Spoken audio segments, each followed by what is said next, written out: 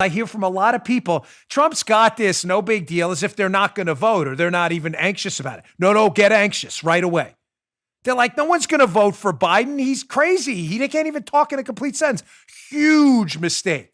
Huge exclamation point mistake. Don't make the mistake they made with us.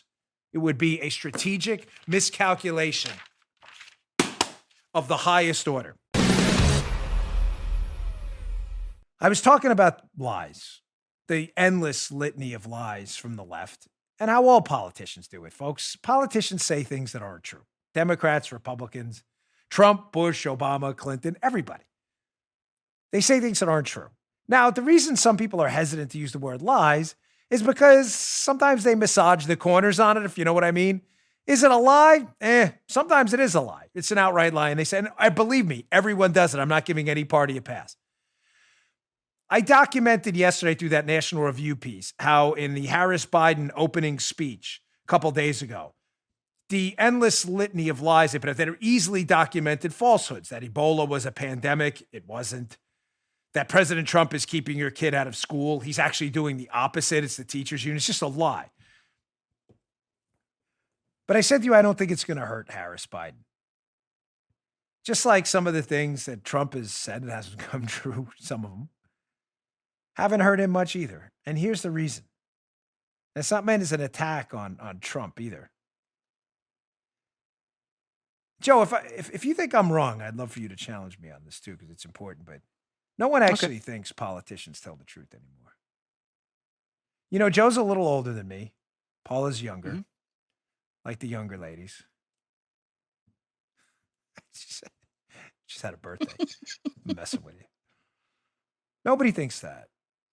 You know, before social media, 24-hour cable news. I know when Joe was growing up, and to an extent, some of my earlier years as well. Ladies and gentlemen, if things didn't happen on the nightly news, the nation didn't see it. It was your local news, it mattered. If Walter Cronkite, David Brinkley, Peter Jennings, later on Tom Brokaw, if they didn't cover it nationally, it didn't happen. It happened, but you get my point. It wasn't a national story. There was very limited real estate in a half-an-hour nightly news broadcast to discuss a story. Before, say, JFK, nobody really talked about presidents' personal lives, no matter what kind of shenanigans they were doing on the side, if you know what I mean. That whole Clinton stuff would have just gone right by the wayside.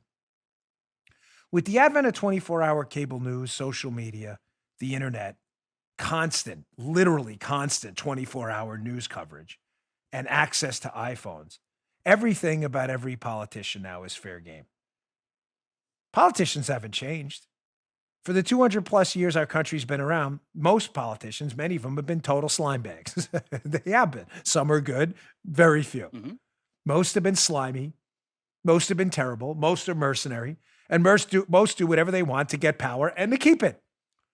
It's just more obvious now because you're bathed in it every single day. My point is that the whole Camelot mystique, the John F. Kennedy Camelot mystique, that's all gone. Everybody understands right now that politicians, when they go to the bathroom, it stinks, that when they show up and they don't wear deodorant, that stinks too, and that they lie a lot. They have to comb their hair and brush their teeth and eat just like you do. There's no Camelot. There's no Knights of the Round Table. They are just men and women. And they do a lot of things. They lie, they cheat, they steal. They do a lot of bad things.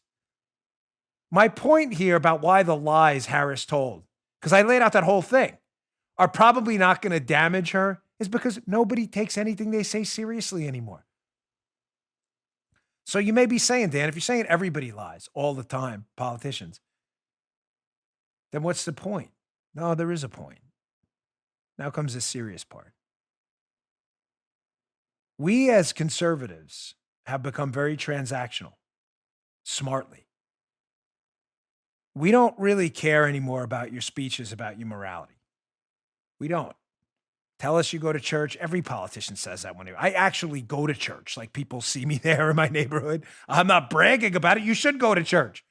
Reminds me of Chris Rock. Remember, what was that, Chris Rock? You're supposed to take care of your kids. You're supposed to go to church if you're a Catholic. I'm not asking for a cookie here. But politicians will talk about that like they deserve a reward. Here's the limp. Look at me, pat myself on the back with the sticky thing. Look, I go to church on Sunday. I'm so wonderful. Vote for me. Great. Good job. You're supposed to do it. We're tired of it. We've heard all the speeches about how you go to church. We want you to save lives. We want you to stop the plague of abortion in the country.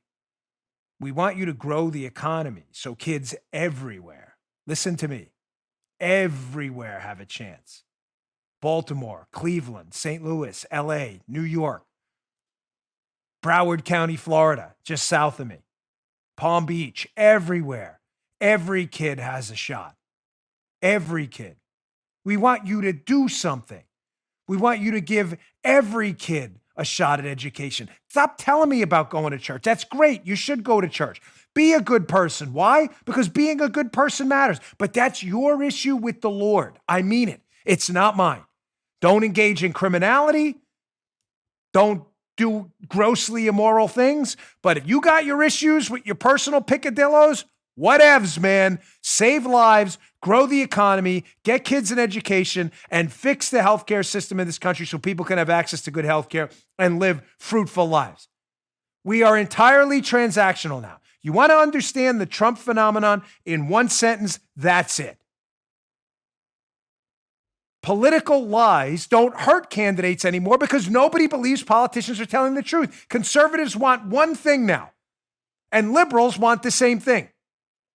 Conservatives want big R God-given rights, economic freedom, education choices, healthcare choices, and big, bold liberty. And you know what? Donald Trump has delivered on many of those respects.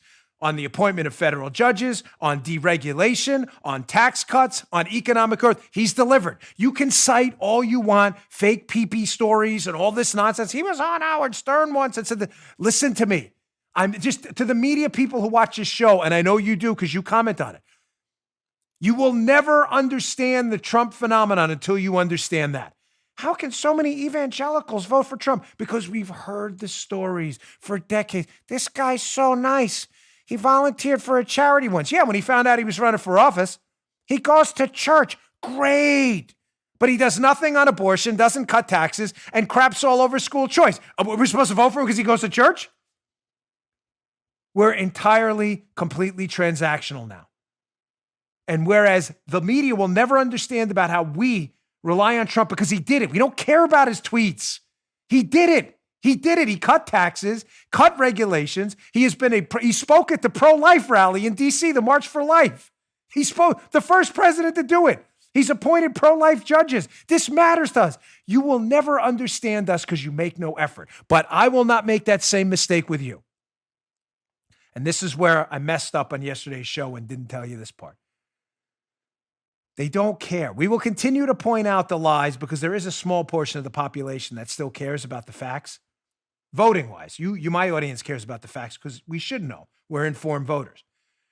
But for your voting decisions, let's be honest, most of you are locked in on Trump and the other side's locked in on Harris. There is a small sliver that the facts matter. That's why we covered what we did yesterday. But I'm telling you, don't make the mistake they make with us. Make an effort to understand why they are going to vote for Harris and Biden. They don't care how much they lie. They don't care what they do. They don't care if these guys get caught in a serial murder scheme tomorrow. I promise you, most of them will vote for Harris and Biden. They don't care. Don't make the mistake of not understanding them. We are talking to that small sliver of the population that's going to decide this election. But by talking to them, that's what we do. That's why issues like this Fox News story that I missed yesterday, I commented, it's by the great Brian Flood, who I have a lot of respect for, foxnews.com. Health questions for Biden, off limits for media. Unlike when it was Reagan, McCain, and Trump. Again, folks, this is a transactional election. The health questions are not off limits. We will talk about them regarding Joe Biden's obvious cognitive issues because it matters. He's going to have the nuclear codes in his hand, and he's going to have the power to destroy your business in his hands, too, if he thinks he can enact a national mask mandate he has no constitutional authority to do. The health questions are not off limits. But I bring it up in light of this transactional conversation. We want results. In other words, we're looking for a transaction from Trump. We're not looking to date them. We're not going to have them over for dinner. Trump produces results. It's a transaction. We vote for you. You save lives, cut taxes, and give my kid education choice. That's why this article matters, though, because, we can keep bringing up, and we should, Biden's cognitive capabilities, which are disappearing by the minute. The left doesn't care. Ladies and gentlemen, they don't care. Joe Biden's IQ could drop 40 points tomorrow. I promise you the left will still vote for him. They don't care. Don't make the same mistake. Don't make the mistake they made with us. You need to understand that so we don't say, oh, listen. You may say, why? Why do we need to understand that? Because I hear from a lot of people, Trump's got this, no big deal, as if they're not going to vote or they're not even anxious about it. No, get anxious right away. They're like, no one's going to vote for Biden. He's crazy. He can't even talk in a complete sentence. Huge mistake. Huge exclamation point mistake. Don't make the mistake they made with us. It would be a strategic miscalculation of the highest order. You just heard Dan Bongino.